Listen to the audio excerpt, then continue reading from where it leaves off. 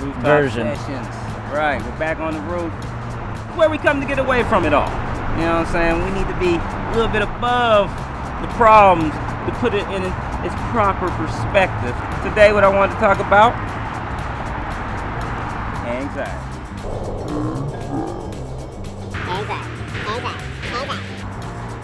That's right. So, okay, let us fill you in.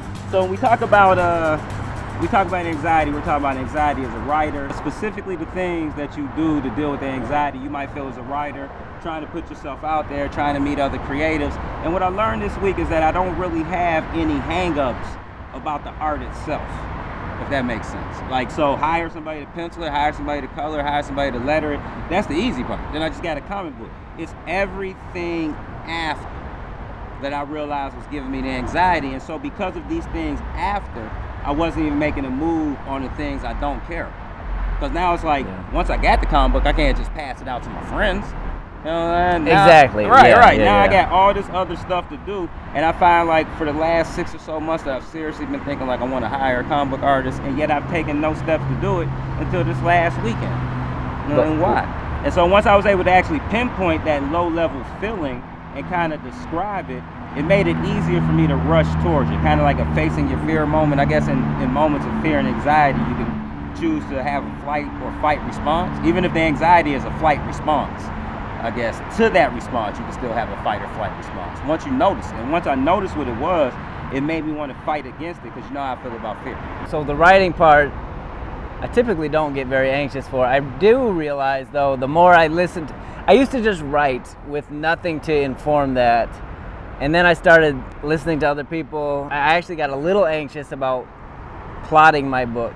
I plotted part of it. I plotted what I knew, and that's part of the challenge. When I write, like I write what I know, but then I get to the place where it's like, okay, here's the unknown part, and I just think about it like in the moment and write some more, or you know what I'm saying? So I don't think it's possible for me to actually plot out an entire book, because I really don't know how things were gonna unfold after a certain point. But because I was trying to put myself in that, like, no, I should just plot the whole thing out, it'll be easier, I was feeling a little anxiety and pressure there, and decided to just keep moving forward. Sometimes I think we try to do things based upon what everybody else is doing, and it doesn't, like, there's just a natural way I think people are. I think some people work better plotting, some people pantsing, and then you got people like me who, I'm a planter. So, is writer's block anxiety? I think it creates anxiety. Yeah, so perspective is important. I feel like you're interviewing me right now, actually. I'm just asking. But you're like the... Is it making you anxious? Honestly, at the end of the day, I think most anxiety comes from perspective. And that's something I struggle with. I talk to myself about perspective a lot. Like, you know, self. A lot of other people struggle with this too, or whatever the case may be. Try to like have those big picture conversations. I think it helps to some degree, but I'm still working on it. So yeah, I think writer's block can definitely cause a lot of anxiety. I don't think it has to. No, I definitely don't think it has to. That's why I wonder how it ties into anxiety, because some people, so writer's block is this thing that happens. Sometimes you just don't know what to write. Exactly. Some people just write whatever. It might be trash, but they just keep writing. You know what I'm saying? And they'll tell you. They're like, I just write out the trash. Yeah. You know what I'm saying? And I get back to the good stuff. But some of us will stop. Yeah. You know, like some of us just stop cold. Like, I can't think of anything. So I've learned that's what's been happening to me lately. I also think it's because I'm out of the habit of writing. Once I'm out of the habit of writing, I can sit there and struggle through it a little bit more. But what's been happening to me lately when I write is, as soon as I run into this first stumbling block where I might need like 2 to 5 minutes to think about what to do, or something's not working, then it's like, I'm gonna go do something else. Yeah. You know what I'm saying? I'm just gonna go do something completely different. And then you're getting soft. I'm getting soft. You know, but am I getting soft? Or am I getting more honest? No, you're not. Oh, writer soft? I'm writer soft like a mug. I'm Brian Clems though. Hey Brian, you know what I'm saying? I'm coming back for that rematch.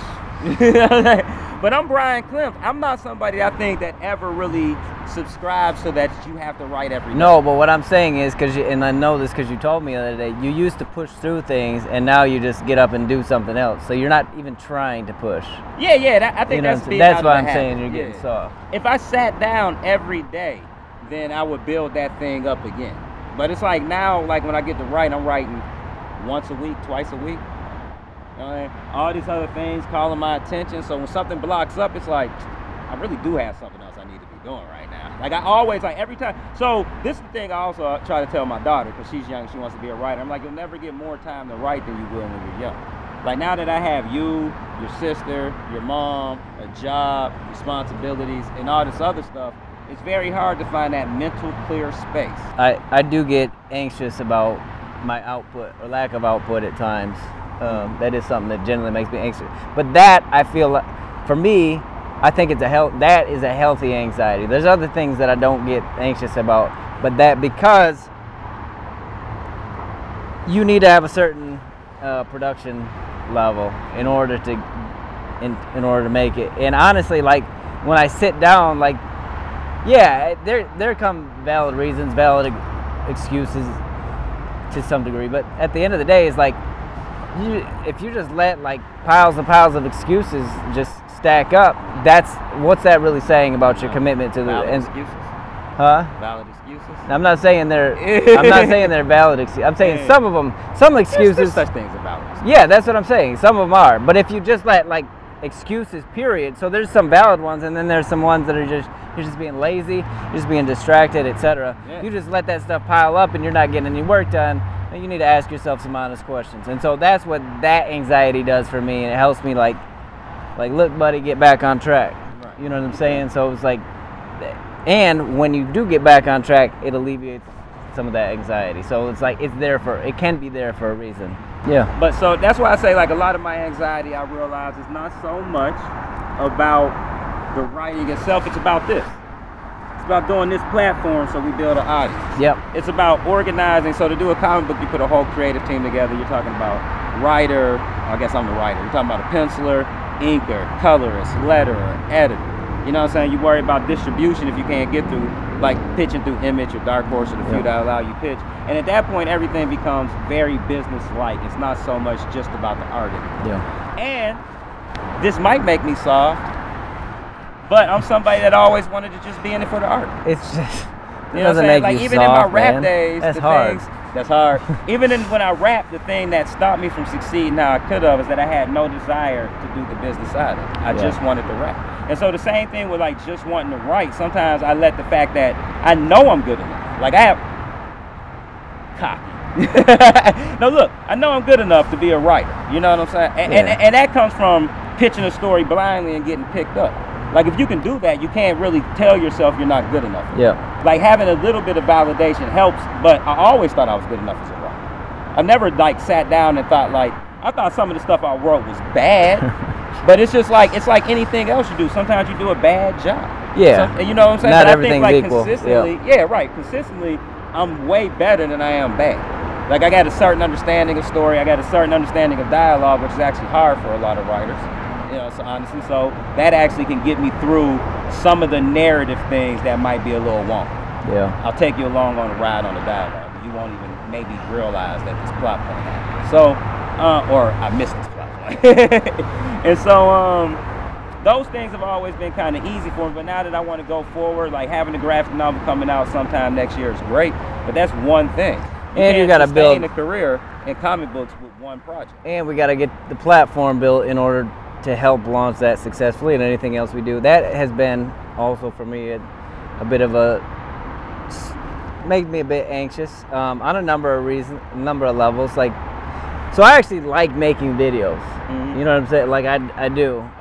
But the anxiety about it, what to do, like how to, like what's our identity as a channel, all that kind of stuff. It's like I have a certain like angst about that kind of stuff. You know, I think like I'm less angsty about that. Because even from the beginning, one thing that I thought works is that it says people who store. Yeah. And because of that, it's kind of like such a vague, open-ended thing. So if it was like people who write stories, it'd be different. You know what I'm saying? If it was like people who write. Yeah. But because it's the Storiers, people who store it, everything's kind of a story. We've just weaved a little story about anxiety that we feel up here. And the hardest thing for me was pinpointing what it was. It was a low-level buzzer. I just knew something was wrong. I was off. That makes sense? This thing that's always like clouding everything is there, like static, a little bit of static, right? And so with the static being there, you might recognize the static, but where's the static coming from? Now, when you can pinpoint things that are causing the static, I think that's actually helpful. It took me longer than I wish, because now it's making me want to run towards that thing. Now that I can pinpoint, now can I say it's this? When it's just this ambiguous, it's just, it's like I don't know what to do. But once I was able to say, well, I think I'm feeling it because of this specific thing. And so that specific thing might not be everything that's causing the static, but it's allowed me to focus and now run towards my problems. And so that's the same thing I want to do with this. Like, yeah, I know it's going to be a lot of work. Yeah, I understand all the reasons I'm uncomfortable with it. Who said life's about comfort? You know what I'm saying? All right. So yeah, but that's basically everything I had to say. If you like the video, then hit that like button. If you don't like it, dislike.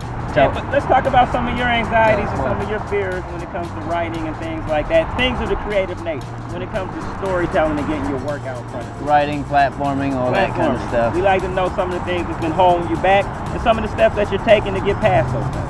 That's right. And subscribe to our channel, because it's worth it. It's worth it. It's worth every penny. It's worth it. And share. Sharing is caring. And people won't know how much you care until they see how much you share. And this is almost like therapy, so you're not going to share this. Man, so one of the things that they tell you to do when you're anxious is to breathe, like to take all these deep breaths. So, you know, do this for 10 to 15 minutes, and you're really taking not just deep breaths, but extra deep breaths. So you kind of push it to the limits there. But I was talking to a friend of mine who also deals with anxiety, and I was like, man, that stuff stresses me out, trying to concentrate on. Gives you more anxiety?